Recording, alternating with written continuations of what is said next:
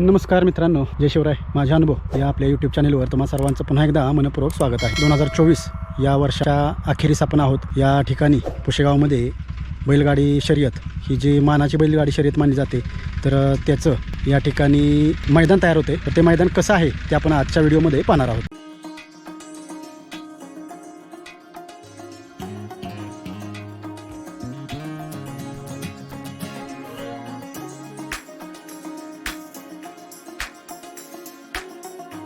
आता मी जिथं बसलोय तिथं 27 तारखेला अगणित माणसं बसतील आणि हा जो डोंगर आहे तो फुलून जाईल, त्याचा देखील आपण व्हिडिओ करू. तुर्तास समोर आपल्याला मोकळं मैदान दिसते. यावर्षी एकंदरीत 1200 गाड्या येण्याचा संभव आहे. अंतर जे आहे ते चढाचं आहे, त्याच्यामुळं बैलांचा खऱ्या अर्थानं कस लागणार आहे. यावर्षीचं एक आकर्षण असं आहे की यावर्षी अगदी हरियाणातून एक गाडी येते.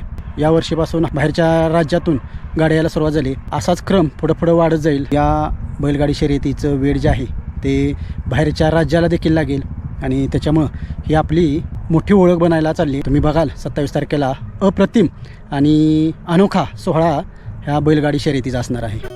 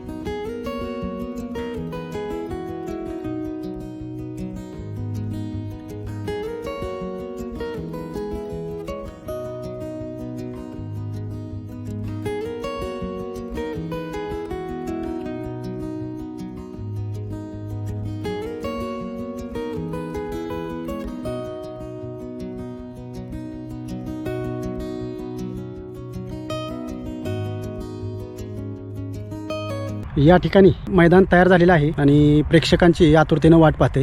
या ठिकाणी एकूण 15 फाटी आहेत आणि त्यामध्ये सुरुवातीची आणि शेवटची जर आपण फाटी सोडली तर एकूण 13 फाटी या ठिकाणी उपलब्ध आहेत आणि एकूण 1200 गाड्यांचं बुकिंग यावर्षी अपेक्षित आहे. या ठिकाणी लाईटीची देखील सोय केली, जेणेकरून जरी फायनल हा खेळायचं ठरवलं अंधारामध्ये तर त्याची तमा नसावी. सर्वांनी या मैदानावर होणारी बैलगाडी शर्यत आहे ती पाहायला नक्की या. अत्यंत चुरशीची ही लढत होईल यात शंका नाही. प्रत्येकाने या आणि सेवागिरी महाराजांचे दर्शन घेऊन या ठिकाणी बैलगाडी शर्यतीचा आस्वाद घ्या.